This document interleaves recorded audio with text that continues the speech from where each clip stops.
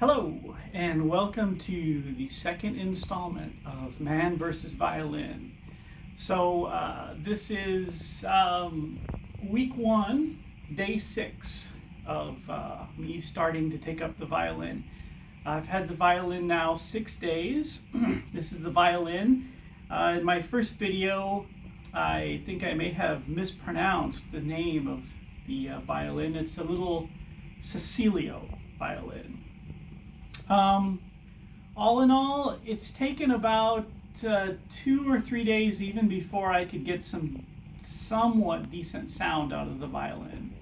So I've heard that this is normal, that it takes a while, and most of my playing now still sounds pretty terrible. It's a very difficult instrument.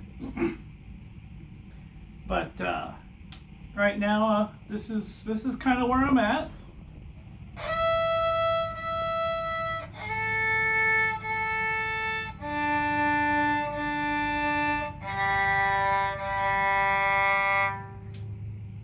So getting some sound out of this is taken me a while. It's taken me a few days. I've also been trying to practice my fingering in the first position. And the book that I've been using has been showing the positions. I've looked at some videos, and some people will put tape along the neck at the key positions. I'm trying not to do that. I still may end up doing that later, but I'm trying not to do that right now. So these are the sounds I'm getting right now. So let's see, this is on the A string, and this is the first position.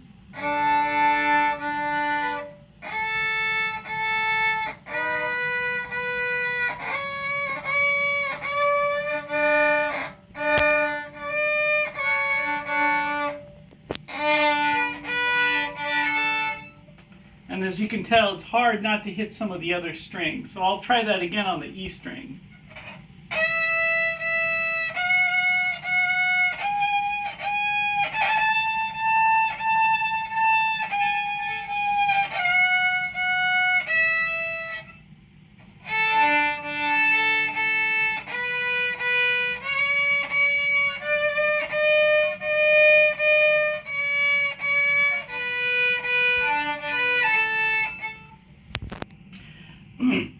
So one of the things that I'm having difficulty with is the hyper rotation of the left hand.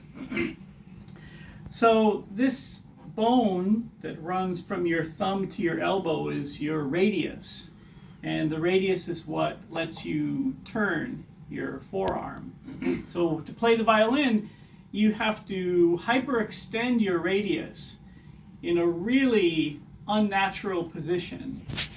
And I have a very hard time right now just holding the violin for more than 5, maybe 10 minutes at a time without it really hurting my arm. And especially when I'm trying to play the G string up here. So doing something like the same first position on the G string.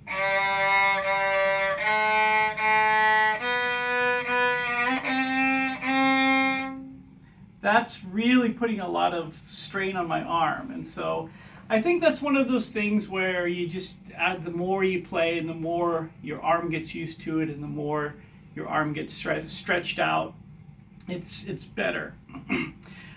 So one of the challenges I had at first was tuning the violin. So the tuning pegs don't stay in very well. In fact, if I touch these tuning pegs, they just kind of pop out and the strings completely unwind. So that's a challenge. Another challenge is the violin is tuned similar to my bass. So as I mentioned before in another video, I'm a bass player. So it's tuned, the bass is tuned E, A, D, and G. Violin also uses those same notes, but on the bass,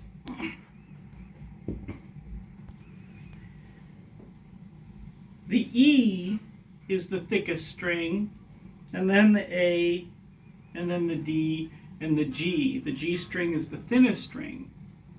So when I tuned up my violin the first time, that's kind of what I was thinking. So I tuned the thickest string in E, and then A, and then D, and then G.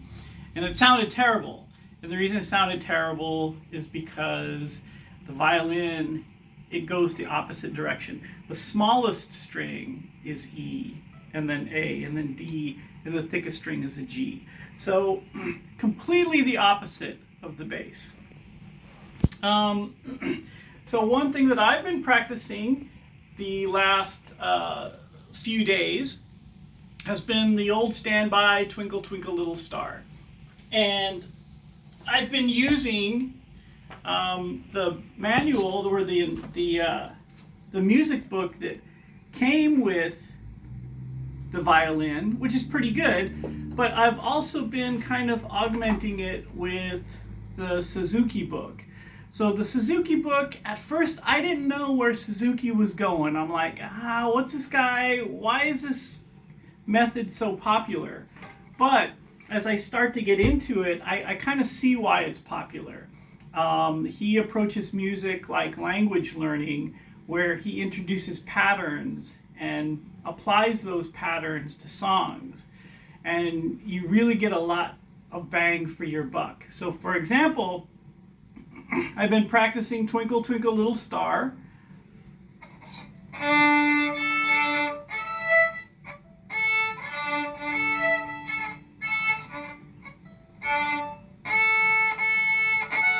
Yep.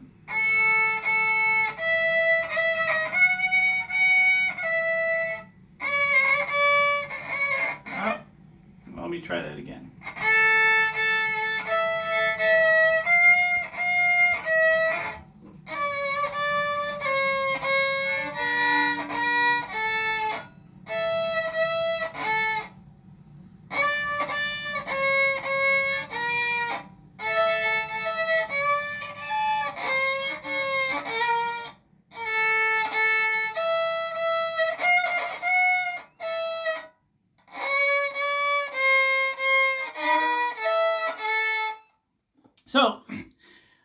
So that's my third day of Twinkle Twinkle Little Star, and believe it or not, that's actually a big improvement over where it was. But with Suzuki, he teaches different patterns. For example, he teaches this pattern.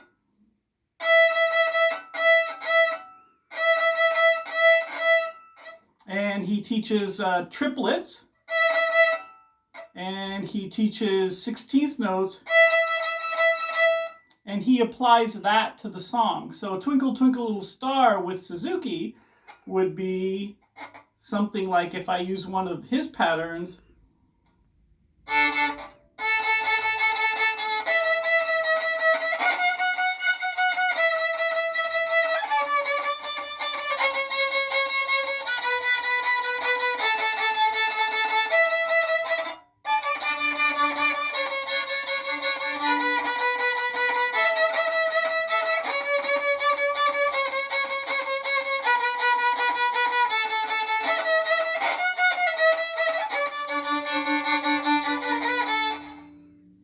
so a lot more complexity there. So I think I'm going to continue to use both of the books. I'm really liking the Suzuki method. One of the big differences between studying the bass, playing the bass, and taking up the violin is finding the correct fingering position. So on a bass, the bass is has a very long fretboard. So to get fingering, you're looking at really extending your fingers a lot, training your fingers to get very wide. And the violin, it's just the opposite. Your fingers, even the slightest fraction of an inch in your finger position, is going to move you into a sharp or a flat. So, for example, If I'm playing A, and then I want to find the A on the E string, which is the octave,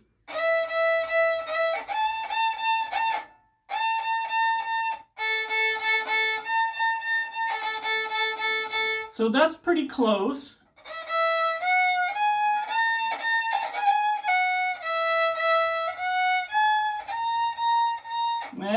Nah, that's not close.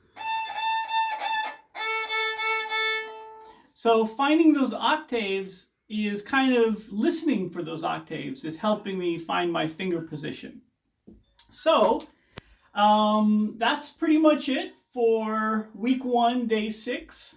Next week, I'm going to work more on the Suzuki method. I'm going to work more on getting my fingering position properly placed, and then also playing each note without hitting another string. So thanks, and this is day 2 of Man vs. Violin.